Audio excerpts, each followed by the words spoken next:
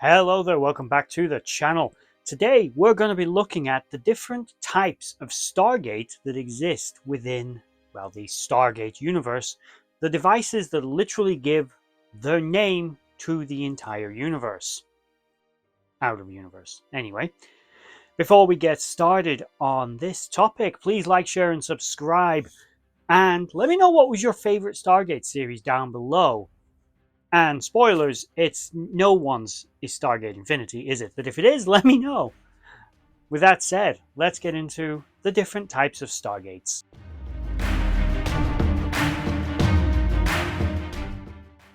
Okay, so we are going to start with not the original Stargate scene, but canonically the oldest known type of Stargate, because I think the progression is good for this.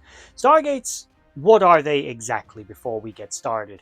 A Stargate, or Chapa I, as it is known in Goa'uld, or the Astra Porta, as it was to the ancients, is a device designed to generate a wormhole between point A and point B to allow near instantaneous travel between said points.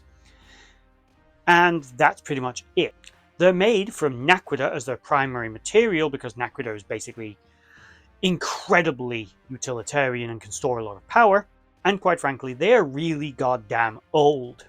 They have 9, so-called as Earth puts it, chevrons on the device.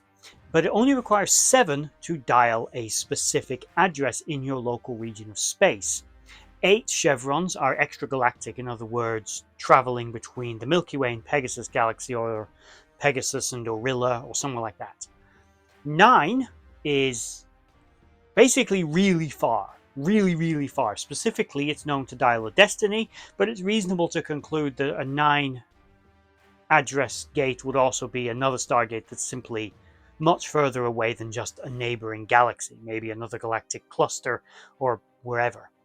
So that's basically what they are. As I said, they weigh, some sources say 29 tons, and they're 6.7 meters in diameter.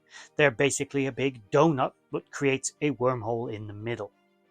They're all the same size, in other words, travel between them would get a little twitchy. Let's go with the oldest known types of Stargate. The oldest known were built into the ground, and the whole gate would rotate. These Stargates were more of a yellowish coloration and were generally shorter range. They didn't have enough power to dial gates that were very far, so you'd have to sort of leapfrog if you wanted to get to the other side of the galaxy using these gates. You couldn't just dial one side of the Milky Way and come out of the other. You'd have to kind of scatter yourself across. These gates are still being built, and are the only known type of Stargate that are still being manufactured, albeit in an automated assembly line aboard the so-called seed ships that are part of the Destiny convoy that's going out on its own little mission, which is its own story. But this vessel was built by the Alterans millions of years ago and has been traveling out on its merry way ever since, seeding Stargates in galaxies the ancients have never even set foot in. So that's quite kind of cool, really. The next known type of Stargate is the one that's synonymous in the Milky Way galaxy. These are the sort of analog gates. They are the step up from the older, more basic mechanical gate, for lack of a better terminology of describing these, which are being seeded by the Destiny. These, again, are a large ring embedded usually in some kind of plinth, which holds them in place, which we can only assume is designed by the ancients to actually withstand the vortex, because I always had a thought about that, these plinths are still there after all this time. They've never been damaged by the Kawoosh effect thing. Anyway, going off topic. They have an interior ring that rotates and locks the chevrons in place, or encodes the chevrons, again, as the Tauri would put it, until all are dialed, and then you can go. Also, just to point out, you can't operate 2 Stargates on the same planet. If you do, one of them always defaults to being the dominant, the one with the dialing device. If they both have a dialing device, I imagine they don't work, or one is always going to be dominant over the other. It simply doesn't work having 2 on the same planet. Earth had 2, but this was only because the original one was lost, and Ra moved another Stargate to Earth, which was later destroyed by Anubis, but the original gate was rediscovered and took its place. The symbols on the gates do vary slightly depending on where the ancients actually put them, but technically speaking, the Stargates will adapt to wherever they are, as they automatically update their location every couple of hundred years to all the other Stargates to allow lock-on and dialing to continue. In other words, because of solar drift, the lock-on might change over the millions of years these things have been there, so the original address for it to still work, they kind of send up an update. Anyway, moving on. The next known type of Stargate are the more digital type we encounter in the Pegasus galaxy.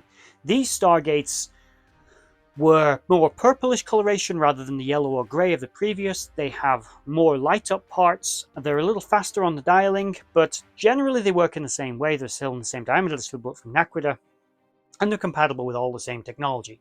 There's no known significant difference between the Pegasus and Milky Way gates other than aesthetic, which can be chalked up to merely the difference between the Alterran designed Stargates and their inheritor people, the Lanteans, which I phrase it like that personally because my personal headcanon, more than anything in theory, goes basically the Alterrans were dying of a plague. That plague wiped them out, but a few survived. But Atlantis was not an ark for the best, the brightest, and the most superior. What it was the ones who weren't infected. So your average citizen of the Alterran people, yeah, there may have been the odd scientist. Yes, the collective knowledge of the ancients was contained, and Atlantis was a very formidable piece of technology. But not everyone aboard Atlantis was a scientist or a politician or some kind of mover and shaker from Alterran society. Some of them may have been Grace that ran the grocery store in one of their small towns. We had Billy the farmer who survived. Basically, it was the people who didn't actually get infected, went on the ship, and went to see the new Alterran ancient civilization, which would become known as the Lanteans in the Pegasus galaxy. So, yeah, I always felt that the Lanteans never seemed to be quite the same level of awe that we saw of the Alterrans, but that's my personal evaluation. But that could be a reason why the gates look a little different, because certainly in terms of their architecture and their technology, their visual aesthetic, the Lanteans seem very different to the Alterrans from what we know of them. But let me know your thoughts about that. That is just my personal headcanon. Those are the main types of Stargate we see used. Now, there are actually a few others that we encounter. One was built by a combination of effort by the Tolans and the Nox on the new Tolan homeworld or new Tolan colony of Tolana, which actually, I'm going to jump off topic again. Sorry, tangent time. The Tolans were a very advanced human civilization, but their population always seemed far too small for me. Now, there is out-of-universe sort of beta canon sources. Stargate, you see, goes the same way as Star Trek. It considers the novels and the comics to be non-canon. But if we look at them just for a second, the Tolan did survive Anubis' attack. But Tolana only ever had a few million Tolans living on it. Are we really to believe that a civilization that old and that advanced only had a population of a few million people?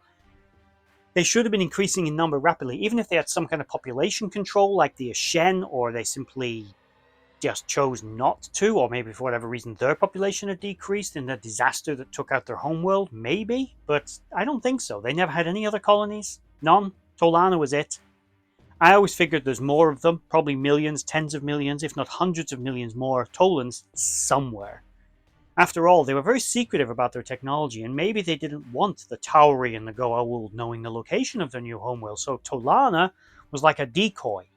You can know about this. We have a colony there, yeah, there's a couple of million, but it's not our homeworld. That's got like a couple of billion on it. Anyway, once again going off topic, back to point. The Tolans were technologically advanced enough with the help of the Nox to build a brand new Stargate. This Stargate had a bit more of a like spindly look to it, but was basically the same.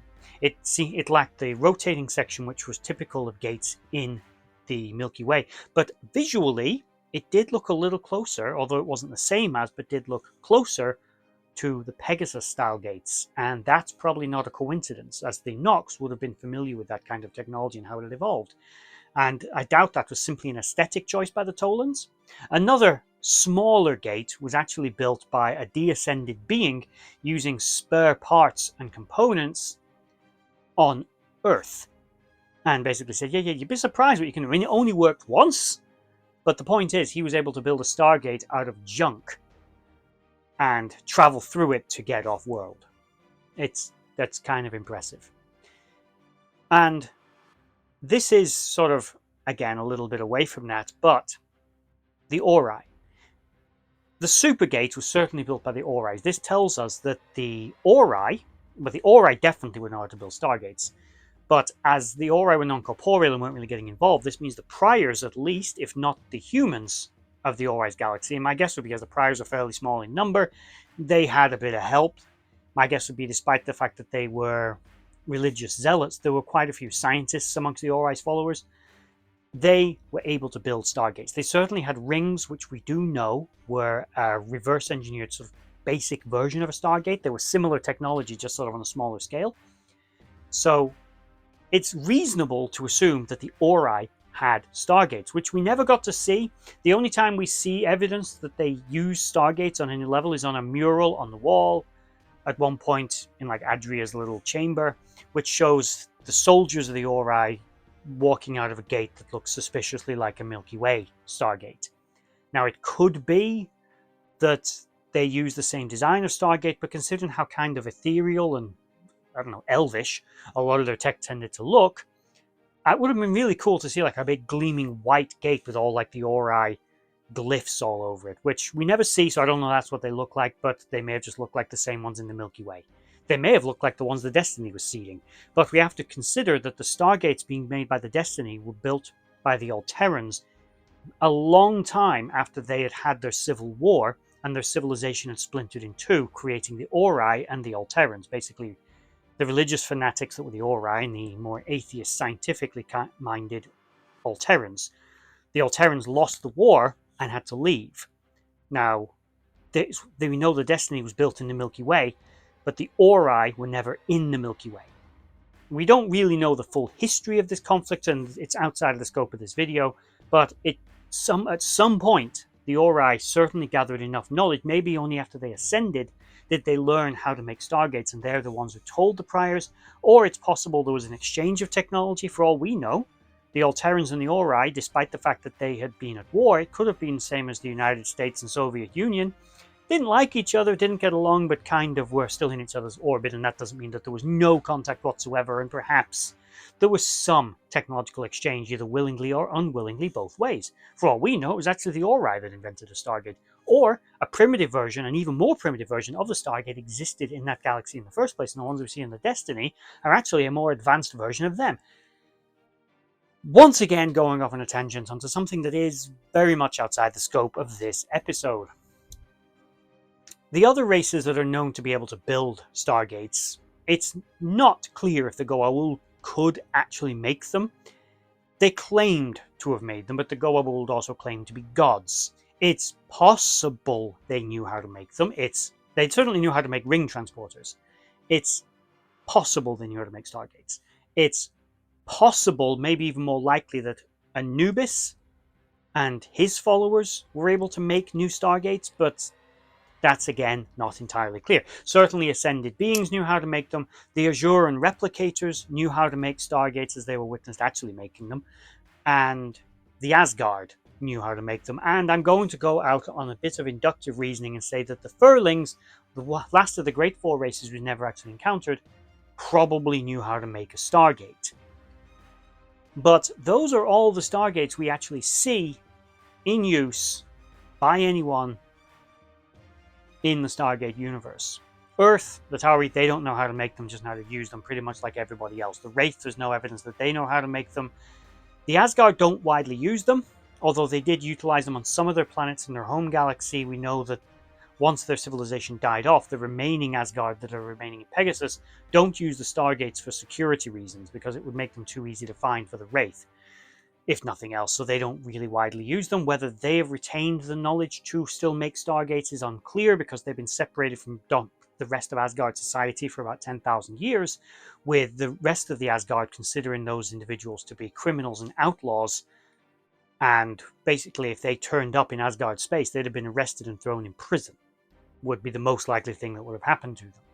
So they weren't going back, and again, having a Stargate would have made it too easy for the Asgard Empire to come and get them, so they don't use them, but they may retain the knowledge to actually make them. But as I said, those are the ones. If I've missed any, let me know in the comment section down below if there are any Stargate designs that I missed, or if there was a race that was able to produce them that I have, again, potentially missed. As I said, many civilizations use them, but don't know how to make them. races like the Goa'uld claim to have made them, but it's not clear if they actually could.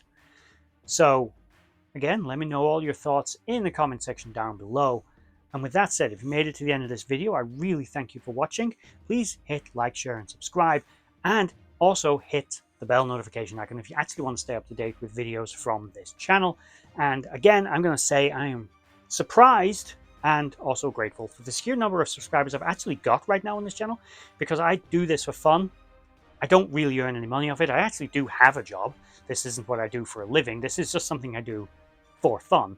So the fact that it's turned into something I actually, get to do and enjoy with other people, because I drive my partner insane talking about science fiction, Star Trek, Star Wars. She doesn't like Star Wars, just doesn't like it. She likes Star Trek. She's not watched Stargate yet, because that's coming. I'm going to be watching it. I might even do like a little series on her response to Stargate, because she's never seen it. She's seen bits of Atlantis when I've been watching it. Don't think she's seen any of SG-1, but I'm going to make her watch it soon, because I haven't actually rewatched SG-1 like in its entirety from beginning to end in years. So I've been feeling a need. So that's coming soon. Not to this channel, but that is coming soon in my life. So, there's that. So after that additional tangent, you're welcome. If you made it all to the end of the video, I thank you for watching. Hope you enjoyed it. Bye-bye.